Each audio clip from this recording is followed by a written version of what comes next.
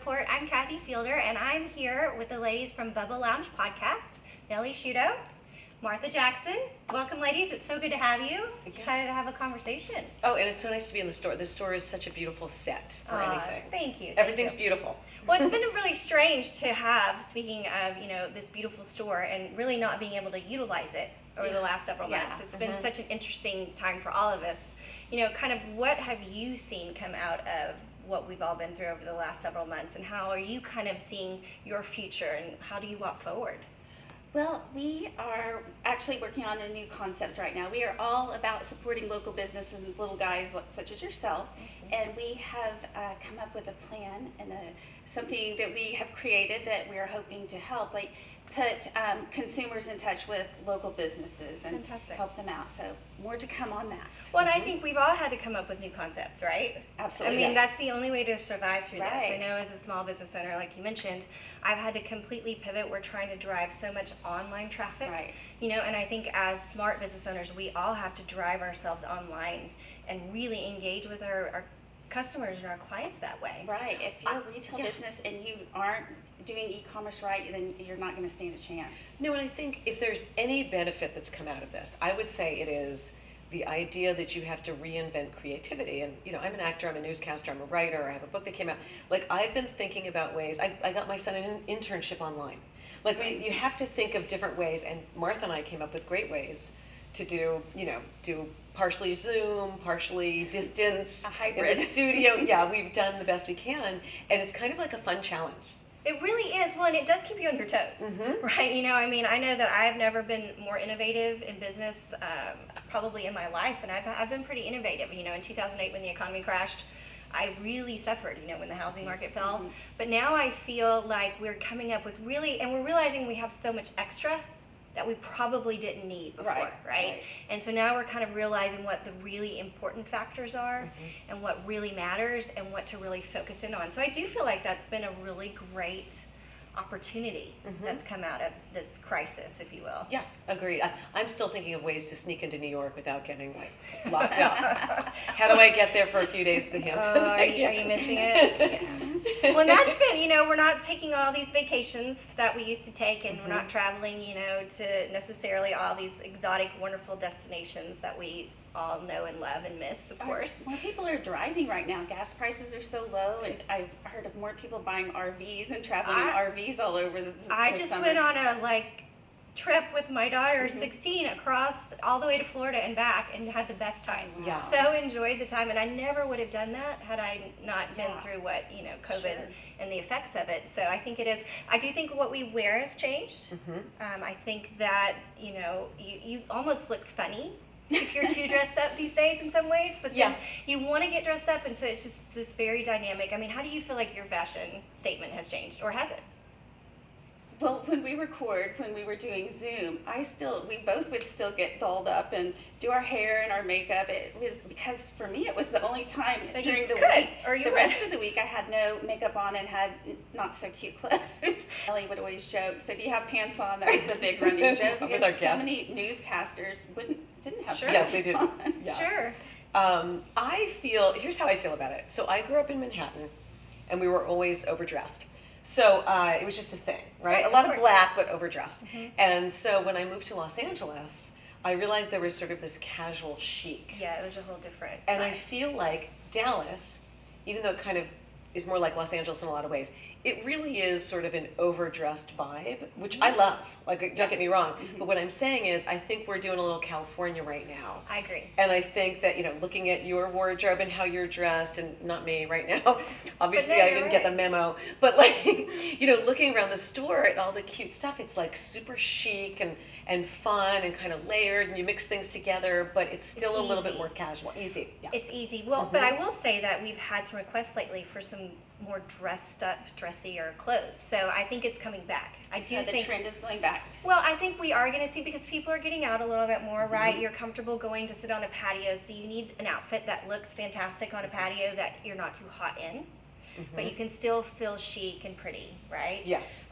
I think my shoe wardrobe has completely transformed honestly. Yes. Like, it's so different, the kind of shoes that I wear every day versus what I used to wear, and sneakers, I think, are like the main attraction at this point. Yeah, they kind of are, the COVID sneakers. It's the super chic, hot thing to wear those like white sneakers that at one point would have been like, why are you wearing white sneakers? Why like, would you wear that? Are we in dress. Working Girl? You know, Right, now totally. it's like everybody's wearing like the cute dresses and white sneakers with gold on them.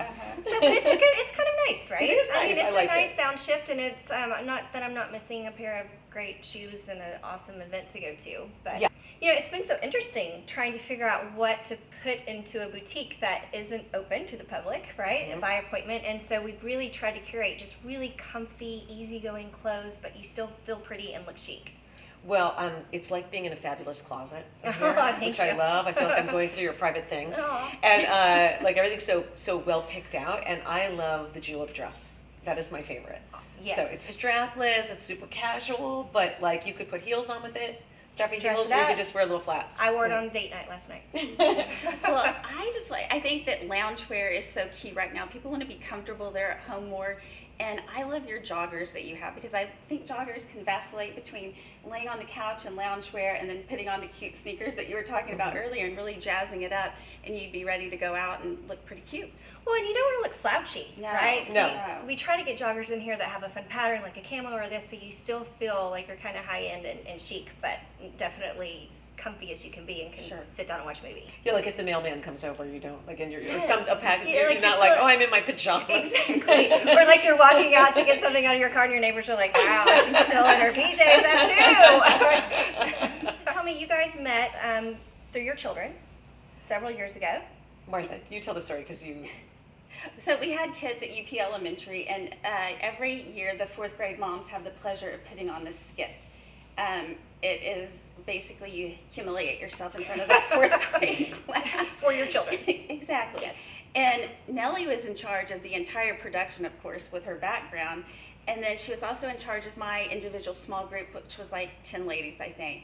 And she produced the most awesome duck dynasty. We were all dressed up in camo. Yep. And went to the Martha park. in camo. And we chased ducks, and you created the best video, and we got up there and humiliated ourselves.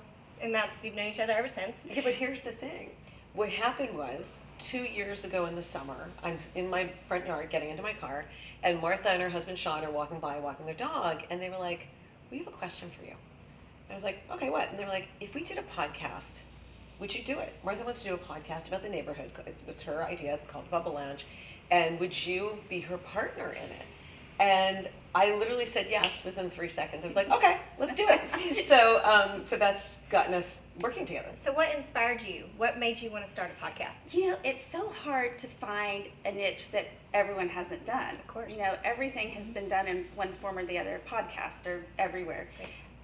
But there wasn't anything like this for our community, and we just thought it would be really fun to highlight members of the community and businesses, local businesses again. And so that was it. Yeah. And I wanted to co-host, and Nellie was a natural fit because she was the only person that I knew that had a professional broadcast background. Sure. And so the synergy is, and yeah, your synergy on camera is and together is fantastic. Tell me how it's been different doing Zoom podcasts, because you know, with us sitting here socially distanced, right?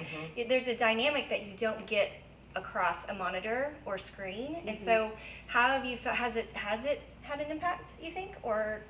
Well, we just sort of learned to use Zoom, like everybody in the world, Right. right? I mean, I wish I had stock in Zoom, that I bought from the beginning. But literally, I think we learned Absolutely. to do that, and it kind of made it, like we said about adapting your creativity. We made it super fun, and we got dressed up all the time, and which we wouldn't do in the podcast. We would walk in like in our workout clothes because nobody could see us.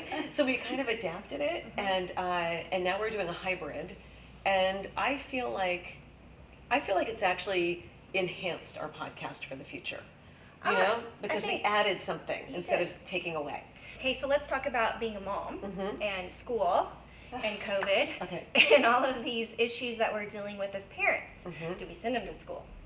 Are they, they're going to be wearing masks all day? What's that? I mean, so there's so many elements that as a mother, I'm looking at trying to figure out what's best for my kids, and I know you are too. Absolutely. What are you going to do? Do you know?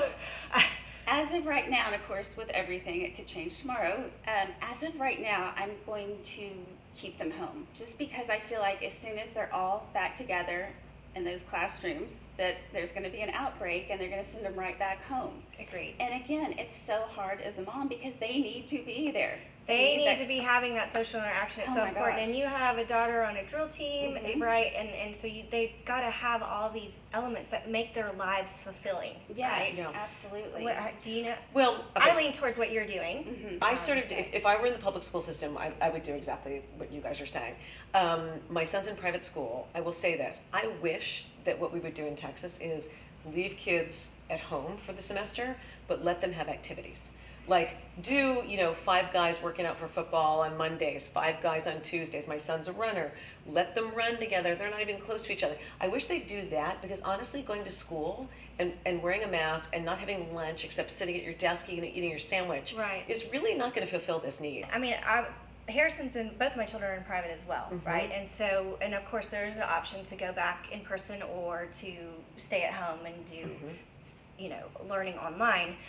I'm erred towards your side, and I completely agree with you. I think that the ability for them to get out and do things outside, socialize, I think is that's a great solution. I wish that we could too. I think that you are absolutely correct that we're going to see a case and everyone's going Everyone to have flip to go home. out. Yeah. And I would rather just be online. Right. And I would already too. have that in the so. Well, But I mean, there's no right answer. One, I mean, all of us, pivot is obviously the word of the year. Yes. You guys pivoted, and you did a good job of finding something incredibly great in a really kind of desperate situation. Right. If I asked you what was the most positive thing that's come out of COVID for you, I'd love to know. I think we all want to hear something positive right now. It's just time. We need to hear more of a look towards the future and vision and something good. So what would you say the most positive thing that's happened? I have always been a party giver, right? Like a big party giver. Yes, We me do too. Halloween, we do Chinese New Year, we do big parties, and we invite everybody. And what's come out of it is I've rediscovered the dinner party. Whether it's with my family, or with another family who has an only child that we kind of COVID locked down together, and we had outdoor dinners every Saturday night. I sort of feel like I've discovered the beauty of those small gatherings where you really talk to people. Yes, you're right, because at all the events that you used to do, you really were just running around, not really connecting. And so it's given you the opportunity to truly connect again and engage. Yeah. Exactly. Like, it reminds me of growing up. Yes, I agree with you. Yes. So I'm going to go with, I feel like Nellie and I have actually gotten closer because she, being an actress, would fly on the plane at least 2 times a week, and she was back and forth between LA and here. And we've had more time to slow down, and we've been to each other's house and had parties in the backyard. And we've had more time to talk about the future and come up with this new idea that we're putting into action. So I'm going to go with that one. Like, I feel like it's given you a chance to slow down and kind of build friendships because we're all going so fast that Well, and haven't you realized that so many things that you didn't need to be doing with your, you know what I mean? Yes. It's really Yes. helped us streamline and become more effective where we need to be and get rid of kind of the waste, if the you clutter, will, right? yeah. Martha did the best backyard party. I just have to say this because we're in this stylish space. She did a backyard party with us and her neighbors, just our families, and she put a rug outside and inflatable couches and like a cocktail cart So fun. and like Moroccan tables, and I swear to God, it was the loveliest evening. So like just very stylish, something you might not have thought about doing if we weren't That's true. locked down. Well, Martha and Nellie, it was so great to chat with you. I feel like it went by like that. You guys are it so did. lovely, and I just loved having you here. Thank you for having us. Yes, Of thank you so course, much. Absolutely. Thanks so much for being with us here on the Field Report today, and you can subscribe on YouTube and follow along on Instagram.